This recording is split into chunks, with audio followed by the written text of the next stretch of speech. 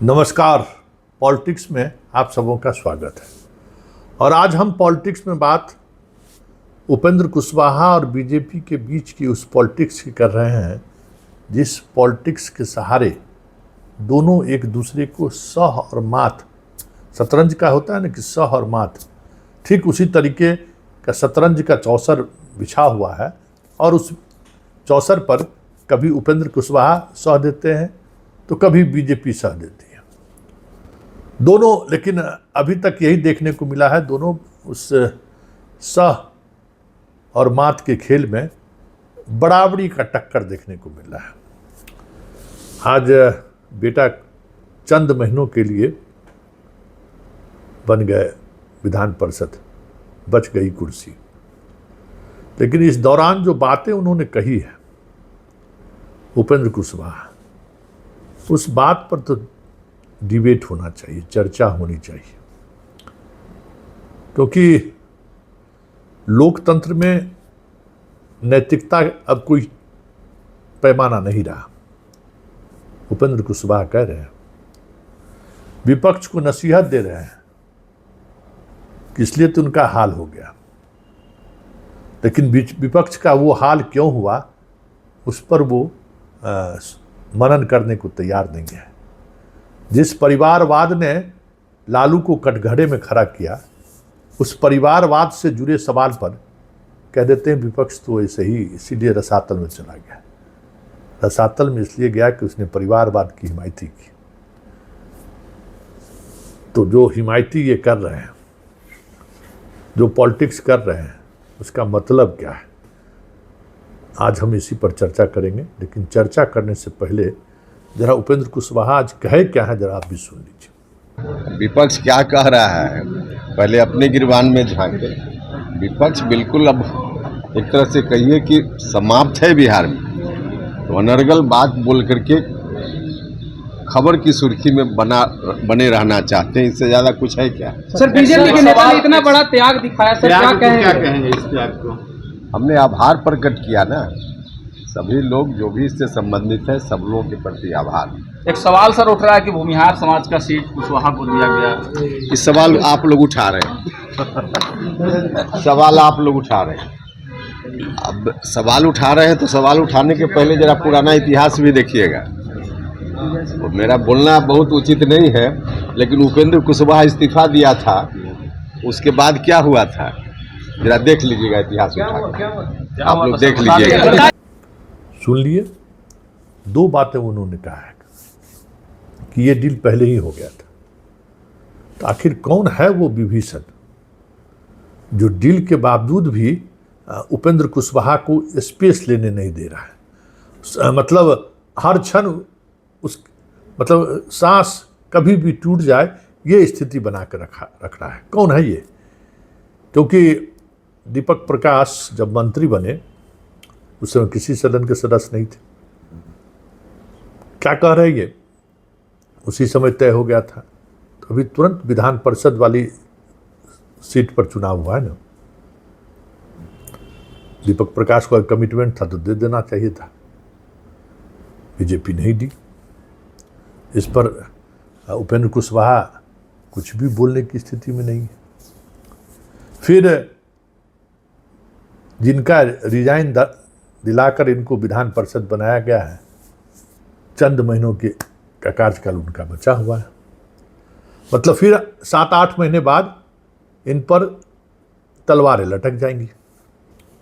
कहते supreme court जो गया उससे पूछिए।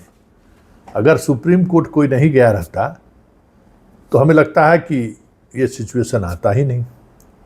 सरकार भी इस सिचुएशन को फेस करने को तैयार था कि सुप्रीम कोर्ट से कोई आदेश कोई जाएगा तब तो सुप्रीम कोर्ट लोग चले गए, और सुप्रीम कोर्ट गए तो वहाँ सरकार के खिलाफ डिसीजन की स्थिति उत्पन्न हो गई, तो उनको इस्तीफा दे के इनको बनाना पड़ा। लेकिन फिर भी चंद महीने के लिए बनाया गया।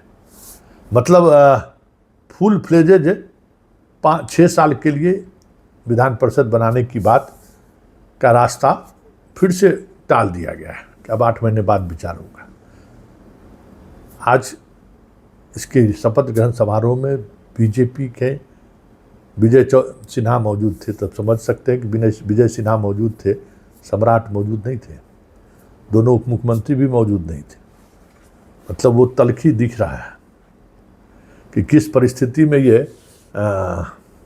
बेटे को विधान परिषद बनाए हैं। इतने महत्वपूर्ण अवसर पर शपथ ग्रहण लेने आया हो, मौजूद नहीं थे लोग। तो क्या ये माना जाए कि सब कुछ जो हो रहा है वो दिल्ली वालों के इशारे पर हो रहा है? क्योंकि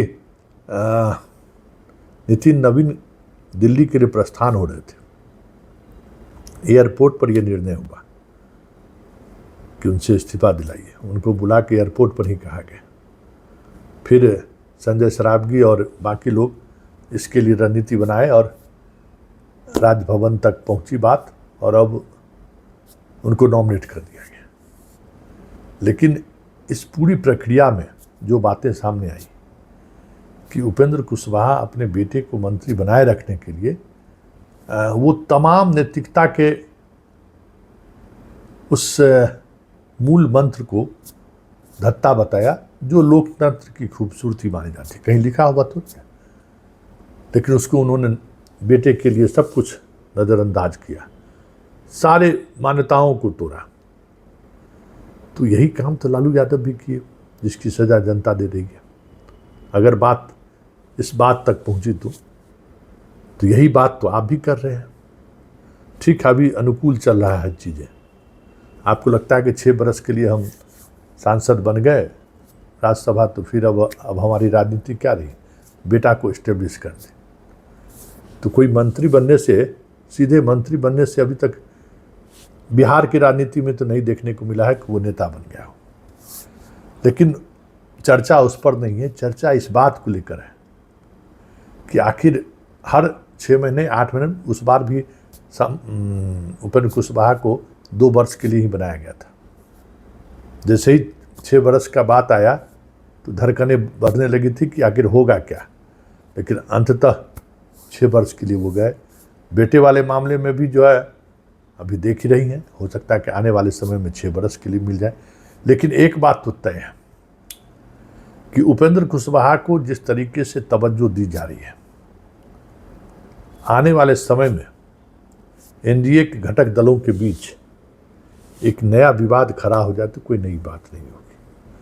अभी तक मांझी जी चुप्पे हैं, चिराग भी चुप है कि भाई जिसको 29 विधायक है उसको कुछ नहीं, और जिसको 3 विधायक है, 4 विधायक है, उसके लिए सब कुछ। तो ये है शाह की पॉलिटिक्स, जो कहीं न कहीं इस आधार पर टिका हुआ है कि कल सम्राट को अगर रिप्लेस भी करेंगे ना, तो एक कुशवाहा चेहरा मुखौटा के तौर पर ही सही कुशवाहा के सामने खड़ा रखेंगे। मतलब उस दिन ये कोई नहीं कहेगा कि भाई आप कुशवाहा मुख्यमंत्री को हटा दिए, क्योंकि हम कुशवाहा के लिए जिस हद तक जा सकते हैं वो हमने किया है। इस्तीफा लेके हम मंत्री बनाए हैं। हाँ, गिनती गिनाने के लिए लोगों चीज़, जैसे आज उपेंद्र कुशवाहा कहे ना कि जब सवाल हुआ कि भूमिहार के बदले में आपको दिया गया, तो उन्होंने क्या कहा, इतिहास पलट कर देखिए कि हमारे छोड़ने के बाद किनको बनाया गया। यही पॉलिटिक्स है और इसी पॉलिटिक्स को समझने की ज़रूरत है। चलिए, पॉलिटिक्स में इतना ही, इजाज़त दीजिए, नमस्कार।